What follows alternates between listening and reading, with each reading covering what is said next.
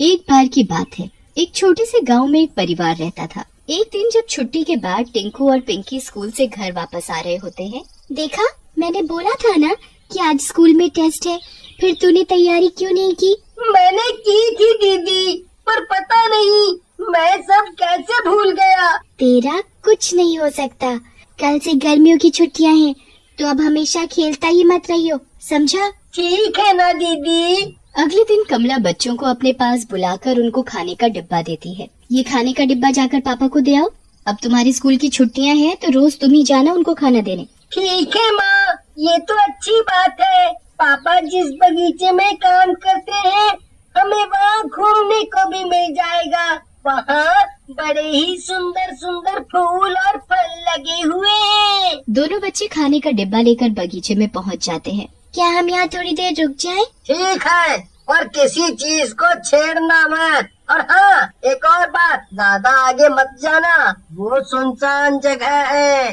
जी पापा, आप बिल्कुल भी चिंता मत करो। दोनों बच्चे बगीचे में खेलने लगते हैं। रवि भी खाना खाकर वापस अपने काम में लग जाता है। बच्चे खेलते खेलते थोड़ा आगे निकल जाते हैं। वहाँ बहुत ही सुंदर सुंदर फूल लगे होते हैं और एक आम का पेड़ भी होता है। अरे वाह दीदी, वो देखो आम का पेड़। चलो ना, आम तोड़ते हैं। नहीं टिंकू, वो बहुत ऊंचा है, हमें चोट लग सकती है। कुछ नहीं होगा दीदी, आपको पता है ना, मैं यूँ किसी भी पेड़ पर चढ़ जाता हूँ, तो फिर किस बात का डर। टिंकू पिंकी की एक नहीं सुनता और झट से उस पेड़ पर चढ़ जाता है। वो वहाँ से 2 ताजे ताजे आम तोड़कर अपनी जेब में रखता है और पेड़ से नीचे उतर आता है। अचानक से एक आम टिंकू की जेब से गिर जाता है और लुढ़कता हुआ कहीं झाड़ियों में घुस जाता है। अरे मेरा मेरा आम कहाँ चला गया? मैंने इतनी मुश्किल से तोड़ा था। अरे यहीं कहीं झाड़ियों में होगा। टिंकू झाड़ियों में अपना आम ढूंढने लगता है। उसे अपना आम तो नहीं मिलता, पर वहाँ एक बहुत बड़ा अंडा रखा हुआ दिखाई देता है। टिंकू उस अंडे को देखकर बड़ा हैरान हो जाता है, क्योंकि उसने अपनी जिंदगी में कभी इतना बड़ा अंडा नहीं देखा होता। वो जोर से चिल्लाता है और पिंकी को बुलाता है। देखो दीदी, यहाँ क्या है, जल्दी आओ। क्या हुआ टिंकू, ऐसा क्या देख लिया तुमने इन झाड़ियों में? अरे दीदी, आप पहले इधर आओ तो सही, तभी तो दिखाऊंगा। पिंकी भी झाड़ियों में घुसती है तो उस बड़े से अंडे को देखकर हैरान रह जाती है। इतना बड़ा अंडा, बाप रे बाप, ये अंडा आखिर किसका हो सकता है? किसी बहुत बड़े पक्षी का होगा। दुनिया का सबसे बड़ा पक्षी तो शुतुरमुर्ग होता है, पर यहाँ पूरे गांव में कोई शुतुरमुर्ग नहीं है। और वैसे भी ये तो शुतुरमुर्ग के अंडे से भी बड़ा है ना? तो फिर किसका होगा? कहीं ये किसी डायनासोर का अंडा तो नहीं? पागल हो क्या? डायनासोर तो लाखों साल पहले हुआ करते थे। ये डायनासोर का अंडा नहीं हो सकता। ऐसा करते हैं, इसे तोड़कर ही देख लेते हैं कि इसके अंदर क्या है, फिर पता चल जाएगा ये किसका अंडा है। जब देखो पागलों वाली बात करता है। हम इसे खुद से नहीं तोड़ सकते। अभी तो क्या पता इसमें जान भी ना पड़ी हो, और क्या पता जिसका ये अंडा है वो इसे ढूंढ रहा हो। तो हमें क्या करना चाहिए दीदी? क्या हमें इसे ऐसे यहीं छोड़ देना चाहिए? इसको यहाँ से ऐसे छोड़ने का मेरा तो जरा भी मन नहीं है। कहीं कोई जानवर इसे तोड़ न दे। तो इसे अपने घर ले चलते हैं, वहाँ हम इसे संभाल कर रखेंगे। ठीक है, पर हमें इसे माँ से छुपा कर रखना होगा, वरना माँ बहुत गुस्सा करेगी। टिंकू और पिंकी उस अंडे को अपने घर ले जाते हैं और अपनी माँ की नजरों से बचाकर उसे अपने कमरे में छुपा देते हैं। अब माँ को कुछ पता नहीं चलेगा। रात को जब पिंकी और टिंकू सो रहे होते हैं तो अंडा हिलने डुलने लगता है। पिंकी उसकी आवाज से उठ जाती है और टिंकू को भी उठाती है। देख, अभी अंडा हिल रहा था, इसमें से आवाज भी आ रही थी। लगता है इसको नींद नहीं आ रही, तभी उछल रहा है। ए अंडे, चुपचाप सो जा और हमें भी सोने दे, हम कल तेरे साथ खेलेंगे। उसके बाद दोनों बच्चे फिर से सो जाते हैं और वो अंडा दोबारा नहीं हिलता। अगले दिन जब कमला घर का सामान लेने कहीं बाहर गई होती है, तो दोनों बच्चे एक बाल्टी पानी भर कर लाते हैं और उस अंडे को अच्छे से साबुन लगा लगा कर नहलाने लगते हैं। देख, अब तू भी चमक जाएगा, बिल्कुल हमारी तरह। नहलाने के बाद वो उस अंडे को एक तौलिए से अच्छे से पोंछते हैं और फिर उसे एक चादर से वो उस अंडे का इतना ध्यान रखते हैं जैसे कोई छोटा बच्चा हो। 2-3 दिन ऐसे ही निकल जाते हैं। पर जब एक रात दोनों बच्चे सो रहे होते हैं तो उनको अचानक किसी चीज के टूटने की आवाज आती है। दोनों बच्चे जल्दी से उठकर देखते हैं तो अंडा चटक रहा होता है। उसी के चटकने की आवाज आ रही होती है। अरे दीदी, देखो तो ये टूटने वाला है। अब तो इसमें से बच्चा निकलेगा ना? हाँ, चलो चलो चुपचाप देखते हैं। अंडे में से पहले एक छोटे से बच्चे का हाथ बाहर आता है। अरे, इसमें से तो किसी बच्चे का हाथ निकला। मतलब ये अंडा किसी जानवर का नहीं है। उसके बाद अंडा थोड़ा और टूटता है तो उसमें से दूसरा हाथ बाहर आता है। धीरे धीरे वो अंडा पूरी तरह से टूट जाता है और उसमें से एक चुड़ैल का बच्चा निकलता है। टिंकू और पिंकी उस डरावने बच्चे को देखकर बुरी तरह से डर जाते हैं।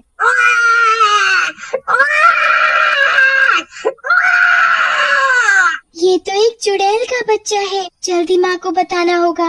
अगर हम माँ को जाकर बताएंगे तो वो हमें बहुत डांटेगी। पर अगर इसे यहाँ रखा तो ये हमें कहीं कोई नुकसान न पहुँचाए। माँ डांटेंगी ही ना, पर मैं फिर भी माँ को ये बात जाकर बताऊंगी। पिंकी माँ को बताने जा ही रही होती है कि वो चुड़ैल का बच्चा पिंकी के हाथ को पकड़ लेता है और हंसने लगता है। उसको हंसता हुआ देख पिंकी और टिंकू के मन से सारा डर निकल जाता है।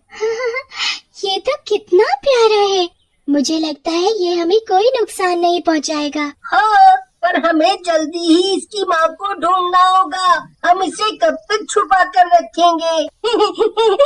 चलो अब हंसो मत, वरना तुम्हारी आवाज सुनकर माँ आ जाएगी। पिंकी एक टोकरी लेकर आती है और उसमें कुछ बेकार कपड़े बिछा देती है ताकि वो उस चुड़ैल के बच्चे को उसमें आराम से सुला सके। तीनों बच्चे आराम से सो जाते हैं। पूरी रात सब आराम से सोते हैं, पर सुबह होते ही चुड़ैल का बच्चा रोने लगता है।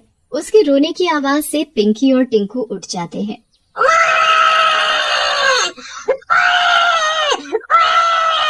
ये बच्चा तो हमें फंसवा कर ही रहेगा। क्या है, तुम क्यों रो रहे हो? ओह, तो तुमको भूख लगी है। ठीक है, मैं अभी तुम्हारे लिए कुछ लेकर आती हूँ, पर प्लीज तुम जरा भी आवाज मत करना। पिंकी चुपके से किचन में जाती है और कुछ खाने को लेकर आती है।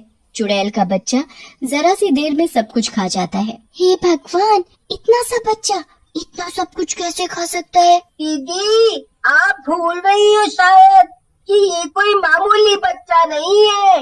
ये एक चुड़ैल का बच्चा है। ये हम जैसा बिल्कुल नहीं है। हाँ, सही कहा तुमने। मैं ये कैसे भूल सकती हूँ। अच्छा, आज हमें इस बच्चे की माँ को भी ढूंढना है। मुझे लगता है वो उसी बगीचे में ही होगी, क्योंकि ये अंडा भी तो हमें वहीं मिला था। दिन में पिंकी और टिंकू अपने पापा को खाना देने बगीचे में जाते हैं। खाना देने के बाद वो उस बच्चे की माँ को ढूंढने लगते हैं। वो हर जगह उसे ढूंढते हैं, पर वो उसे कहीं नहीं मिलते। दोनों बड़े ही परेशान हो जाते हैं कि आखिर वो एक चुड़ैल के बच्चे को कब तक ऐसे अपने घर में छुपा कर रखेंगे। बहुत दिन ऐसे ही बीत जाते हैं। वो उस बच्चे का अच्छे से ध्यान रखते हैं। वो बच्चा जल्दी से बड़ा होने लगता है। पिंकी और टिंकू उसके साथ खाना खाते हैं, उसके साथ खेलते हैं और उसे अपने पास ही सुलाते हैं। वो पिंकी और टिंकू के साथ बहुत खुशी से रहता है, पर उसे कभी कभी अपनी माँ की बहुत याद आती थी और वो बहुत रोता था। बच्चे भी रोज इस उम्मीद में अपने पापा को बगीचे में खाना देने जाते कि शायद उनको वहाँ उस बच्चे की माँ मिल जाए, पर उसका कुछ पता नहीं चलता। एक दिन तीनों बच्चे घर में अकेले होते हैं। क्यों ना हम आज इसे बाहर घुमाने ले जाएं? ये भी हर वक्त घर में पड़े पड़े परेशान होता होगा। तू पागल है क्या? इसे किसी ने देख लिया तो आफत आ जाएगी। अरे, हम इसे छुपा कर ले जाएंगे और किसी सुनसान जगह खेलेंगे।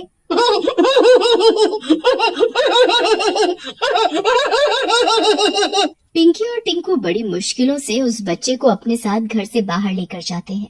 वो तीनों एक सुनसान जगह जाते हैं और एक पेड़ की छांव में खेलने लगते हैं। सब इधर उधर भाग रहे होते हैं।